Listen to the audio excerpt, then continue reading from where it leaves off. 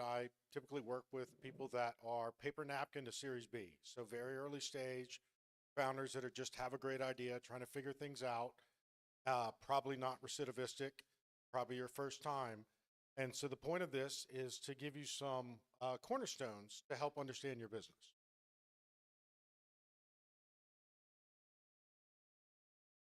No, what button? You mean turn it on?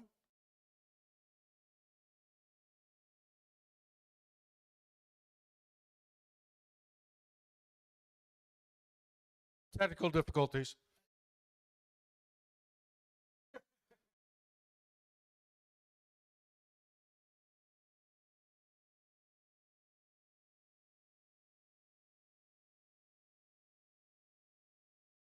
All right.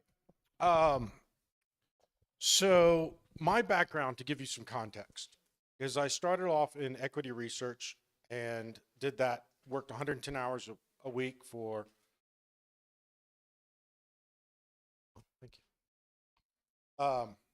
for 3 years. I covered consumer electronics and interactive software, which is Wall Street speak for video games. So the purpose of giving you context is helping you understand why I think these are the most important things that you need to understand about building a successful startup initially. And I realized that my mission, while I loved working with founders, I fell out of love with Wall Street. So that's why I left and I started doing the CFO thing. And then after 10 years of doing the lone wolf CFO thing, I became a fractional CFO, started a firm, have a team with controllers and CPAs so that we can own the back office and facilitate really pretty financials for our founder clients. So the purpose of helping entrepreneurs based on my background is to help them raise capital and to help them build repeatable, optimal, reproducible business models. And so it's really important that you understand what you've heard from Bill and from Nancy and from some others is you really have to have a clear vision, not only of the problem you're trying to solve, but how are you going to monetize it? What are the costs associated with delivering the service? You have to have all the various components.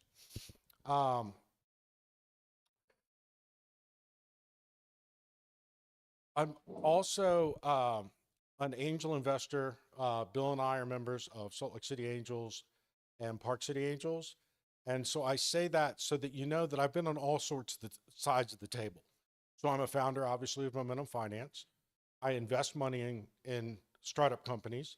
I've been in a lot of boardrooms trying to take companies public, trying to elicit information from CEOs of public companies and private companies.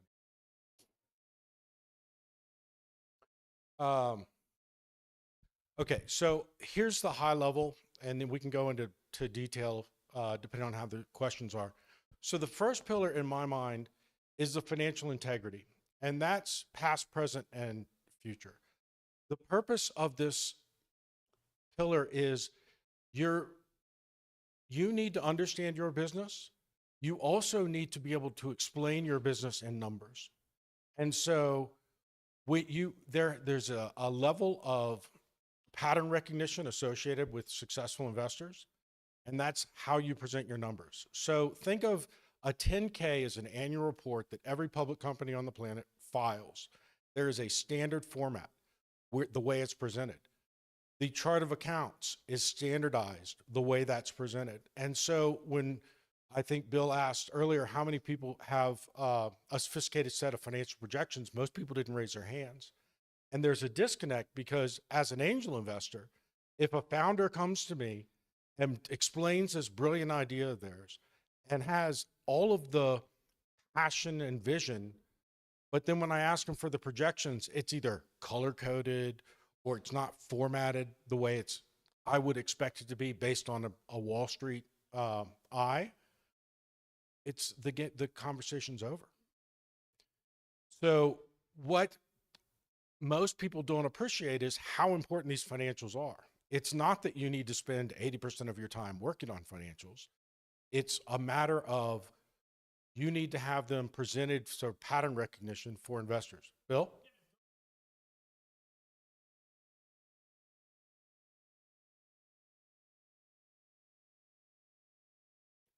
Yeah, and again, this comes back to what I recommend every founder do is identify a public company that's at least in the vicinity of what you're trying to accomplish. Read the 10K, download it. If it's a software company, find a software company you think is interesting that's a public company, download the 10K, read it. I've had founders come to me and say, I'm not a numbers guy. And I'm saying, then I'm sorry, you can't be CEO. Okay. Uh, Financial projections. Okay. So the financial integrity is talking about the chart of accounts, how you categorize things, how you track numbers. The financial projections are the forward-looking things. Now, we all know these are made up.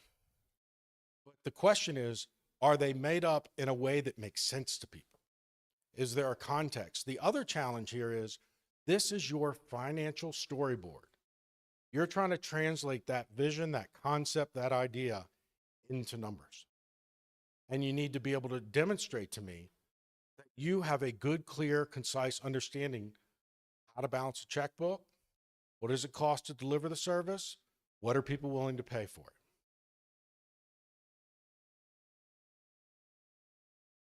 Yeah, I think that, a prepared founder at the paper napkin stage needs to demonstrate to investors that they know how to balance the concept of balancing a checkbook, what it costs to deliver the product or service, and what people might be willing to pay for it. That at least has to exist in your mind. You may not be right, it may not be accurate, but you at least have to have an understanding of those components. And this comes, pillar 3, the core team. It's so mission critical. Like Bill is talking about, I'm obviously as a fractional CFO, it's so important to get domain expertise in a lot of critical places. So think about the departments that exist in a business. You have your cost of goods sold, which are the variable costs associated with delivering the product or service. You have sales and marketing. You have research and development, and you have general and administrative. Those 4 departments exist in every company on the planet. You need to understand where the expenses exist within that chart of accounts, which of those departments. And in a perfect world, you want to have some domain expertise there. And that's where the fractional thing is so valuable. There's people like me with gray hair, would love to help you. You only need a few hours of my time per week or per month. I've got a firm with a controller, some CPAs, a business analyst, and we run 10 companies. The back office, not, but we provide that feedback so that people make intelligent, informed decisions and put their best foot forward when they're talking to investors.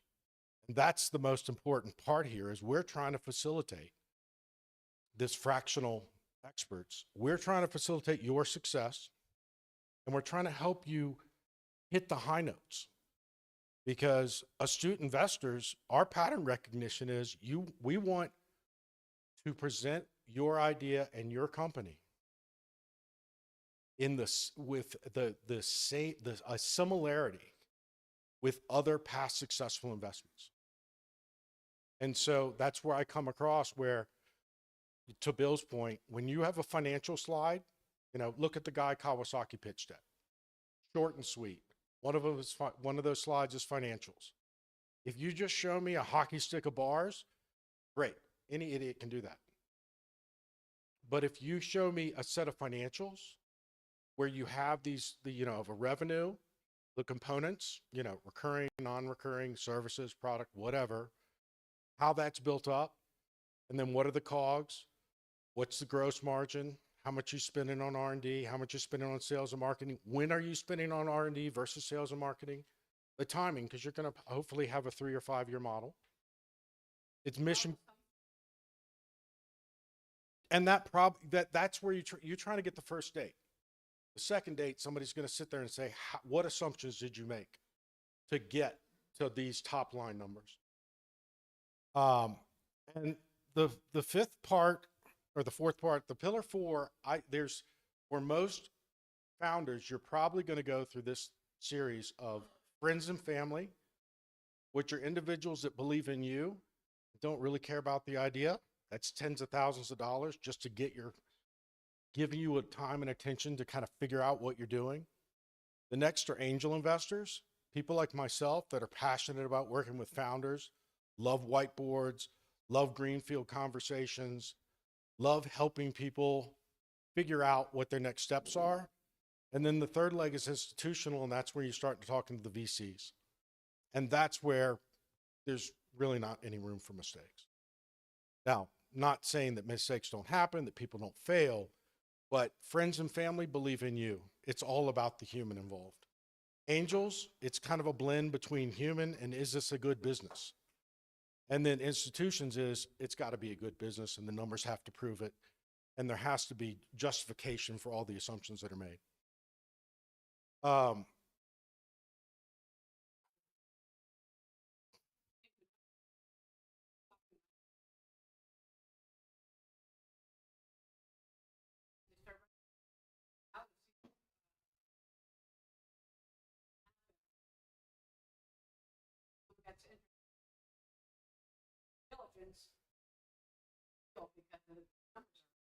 It's a great point, Nancy. So part of this is why you want to hire a fractional CFO as opposed to just bringing somebody in to help you do the numbers and then they disappear.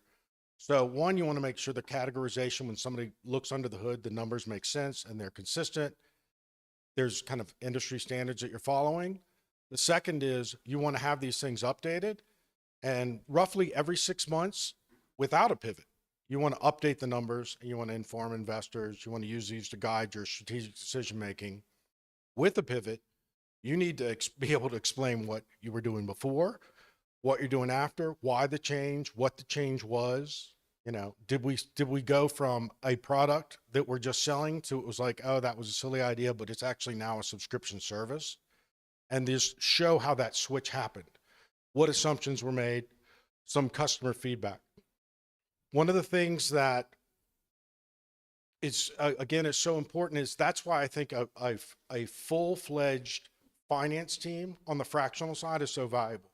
Like you'll find fractional CFOs out there, but they're one-man teams. I find that less valuable. What you really want is a fractional finance team with a bookkeeper that's dedicated to your account, a controller that's kind of air traffic control for kind of those weekly questions, and then the CFO that's looking at your numbers at least once a month and available for questions about strategy, board meetings, due diligence, et cetera. I have like another 6 slides that drills into this, but we're about to kind of go back and talk. The next conversation is going to be what a good process for raising capital looks like. So how are we doing on time?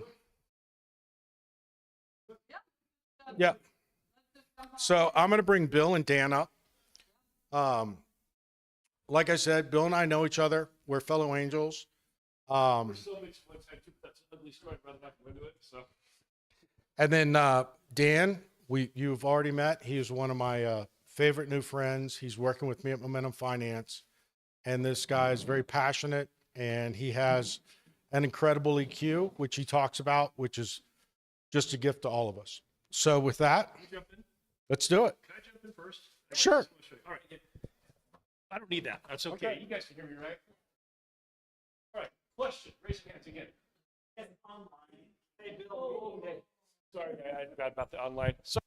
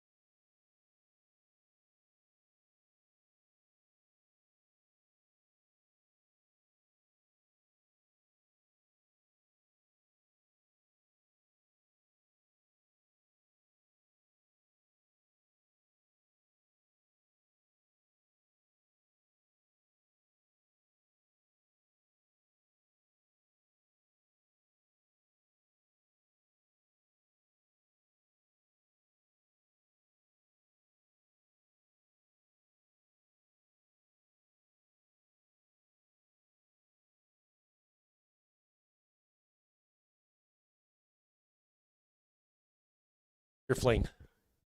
I'm going to say that again. Equity is like a lifelong marriage. Debt's like a 2-year fling. All right? What does that mean? Right here. You can also get debt on top of that. I use what's called strategic debt. What does that mean? Once I get my friends, family, and fools money, next one is what? Pre-seed, seed round. Now, you're an investor, right? And I come to you and say, man, I need some money. I got to get 500,000. I got to make payroll next Thursday. Right? One message. Other one is, hey, listen, I'm doing fine. We're cash flowing, we're good. But with that 500,000, I can 5x sales. Which one are you more apt to lend to? Right. You can actually leverage debt to put you in a better position to get your next equity round. All right? Another question in the room, all right? I love this one. How many people like signing personal guarantees? Raise your hands. I do. I've signed multi-million-dollar personal guarantees. I love it. You know why? Anytime one person gives another person money, there's a trade-off. Unless you're a Fortune 500 company that doesn't need money, there's a trade-off. You know what it is? Personal guarantee for equity. Because there's a transfer of risk. All right? If I give you money, somebody's holding the risk. If I give you money and I'm holding the risk, I'm getting equity.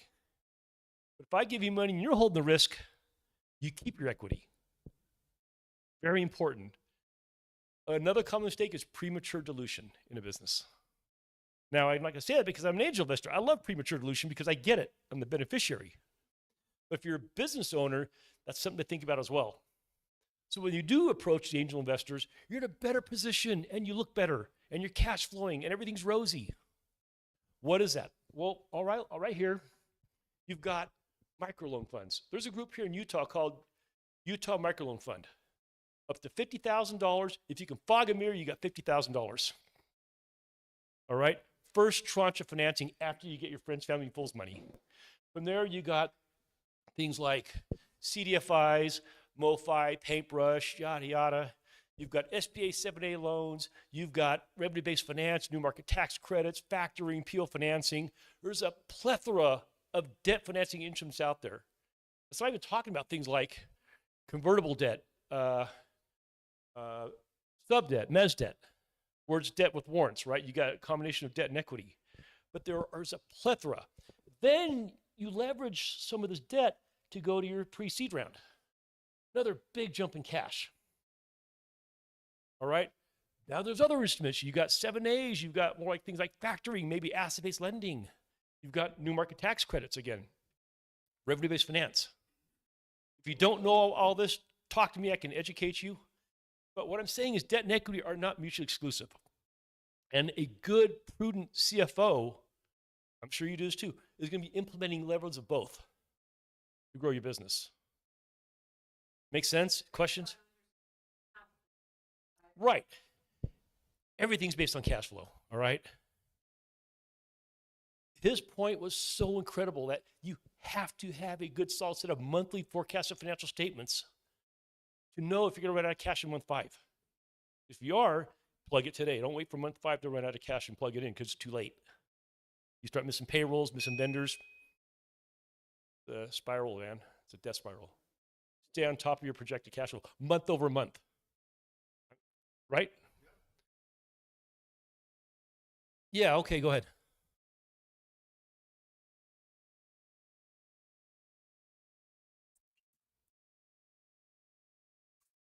All right, I'm popping up here outside because I knew this was something that we wanted to demo, and it's just more fun this way. Can you hear me all right? Yeah, I can, yes. Awesome. So I was just curious, is microloan something that you do a lot with, the Utah Microloan Program?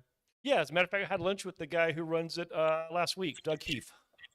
Okay, that's awesome. That's awesome. If someone were interested in applying to that, do I just give them your card, or is that something where you would make an introduction? Well, there's actually a website, so I can direct you to the website. Okay. You literally fill out this website. You fill out some questions. There's a every Tuesday morning at 9.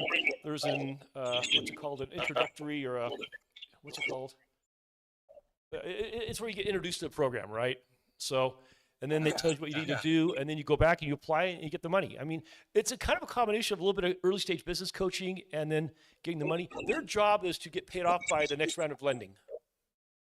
Okay, that makes sense. Yeah. Yeah, I do Indian Cups in Salt Lake with Mingle, and so maybe there's a I've been wanting to go to that one. overlap. Please send me an invite. I've been wanting to go to that actually.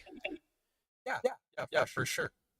Either Jake or I can get you the information. I have your card here in my pocket, Okay. so I'll Thank shoot you. that over. And yeah, I think that's an excellent thing to educate people on in that area. So Yeah, thank you. yeah. And again, it's just I can't talk about it now because we'd be here for hours to talk about the different nuances of debt. Seriously, we would, but that's a different conversation. But I'm taking too much time. You guys jump into it, please. But anyways, just know that in this life cycle, there is financing for every section along your business life cycle. And they're all appropriate at different stages. So that's, go ahead, please. Oh, way too much.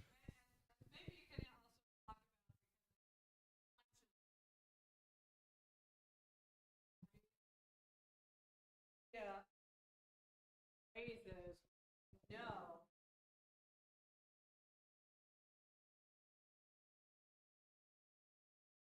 I think that's what I call